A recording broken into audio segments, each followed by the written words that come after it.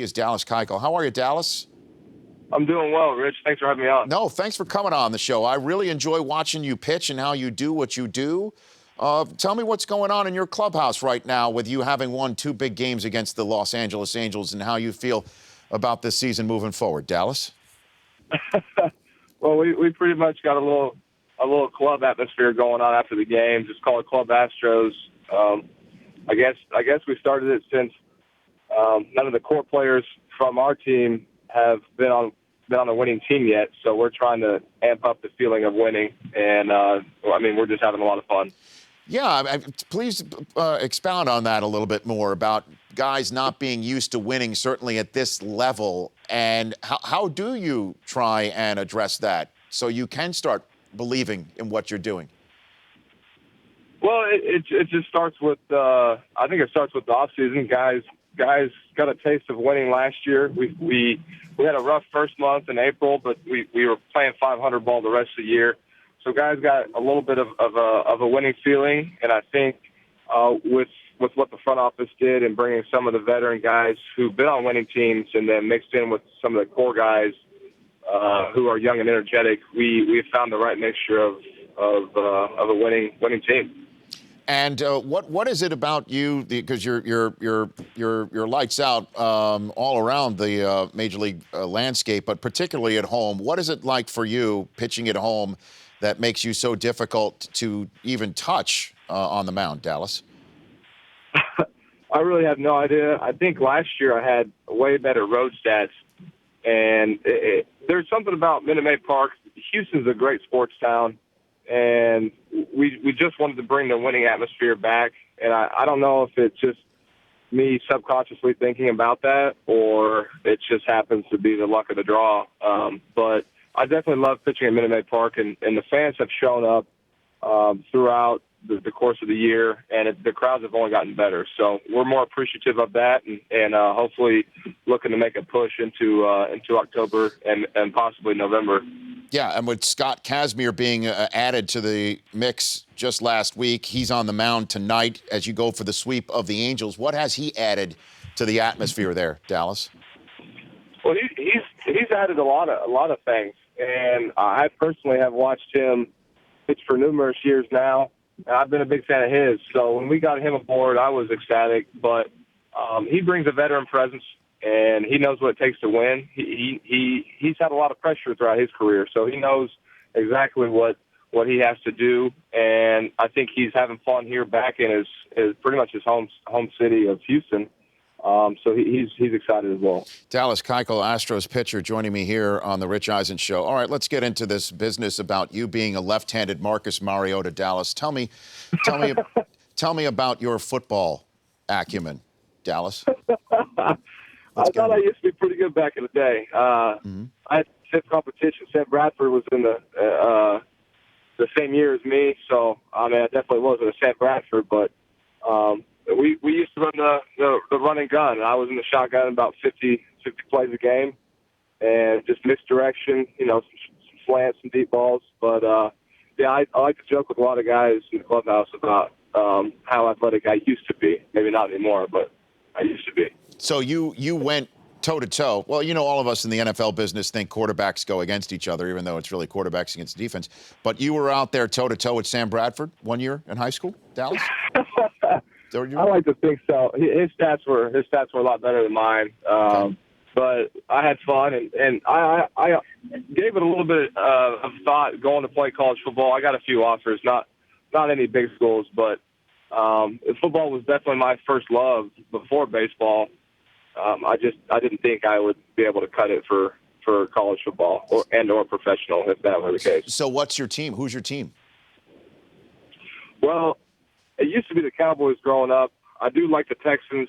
I've been a fan of the Texans, especially J.J. Watt and what he's doing. Hopefully, Jadeveon Clowney can get healthy and be the beast that everybody thinks he can be.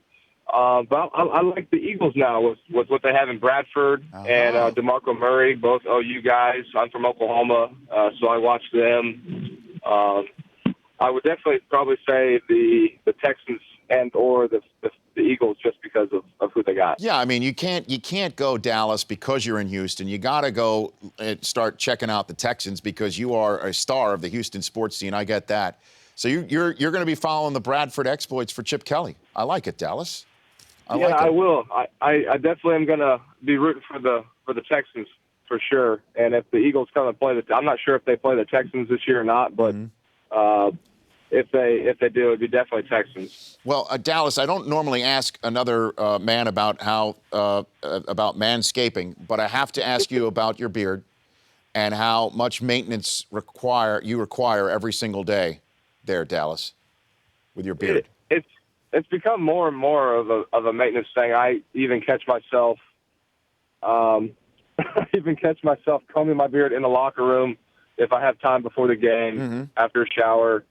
It's become a little bit of a process, and I'm not a big fan of all the maintenance work that comes with it, but I think it looks good, and I'm going to try to keep it up as best as I can. Yeah, sure. How long? When was the last time you shaved? Well, I trim it every so often, probably once a month, so probably every 4 weeks. But I haven't touched my face with a razor in about 15 months, almost 16 months. 16 months. Well, because I have right here on my set, Dallas, one of my on-air colleagues and producers, Chris Brockman, who's a big Patriots fan, who says he will not shave until Tom Brady is allowed back on an NFL football field. Do you have any words of advice for him? Because that means he won't, as it currently stands, October 18th is the next time he will shave, Dallas. Yeah, that's quite a long time. I would recommend a lot of Head and Shoulders. The anti-dandruff shampoo, it really calms the itching, and it has a nice feel to the beard. It softens the beard as well. So if I would give him advice, definitely a lot of Head and Shoulders. Okay. Probably have to get some beard oil and maybe a comb and a brush. Huh. Comb and a brush. Man, that's a lot of maintenance. Wow, that's a lot going on there. That is. Now, what about the ladies, Dallas? Does this impact your success with the ladies having the beard? Because I am single. See, I think a lot of ladies do like it now. My girlfriend, she goes back and forth, liking it and disliking it. So I try to deal with that. But for you, I would probably say keep it going, and I think the ladies will love it. Yeah, he doesn't have any Cy Young game to him, though, Dallas. You know what I mean? He doesn't have that. I mean, he's got game, but not. Well, I mean, when I was like 11, I was really good at pitching. But that was a long time ago. Okay, so comb, brush, beard oil, anti-dandruff Head and Shoulders. And and a lot of want to. Yes. See, the Head and Shoulders, there's 20 different kinds, so it's whatever kind of clean you want. You know, there's the Player's choice. There's the classic clean. There's the I think it's Old Spice with it now. So you got all these kinds of different Head and Shoulders to choose from. All right, Dallas. Okay, I like it. We only Thank you. ask the tough questions here on the Rich Eisen Show, Dallas. You know what I mean? We get to the heart of the matter. It's been a pleasure meeting you, Dallas. Like I said, I really enjoy watching you work, and I'm just watching your team is one of the stories of the year. So good luck moving on down your schedule and down the, as you said, down the path, hopefully for you, the playoffs. And let's chat as things move forward, okay? All right, we'll do. Thanks for having me on, guys. You bet. That's Dallas Keuchel. The Rich Eisen Show, weekdays at noon Eastern. On Audience.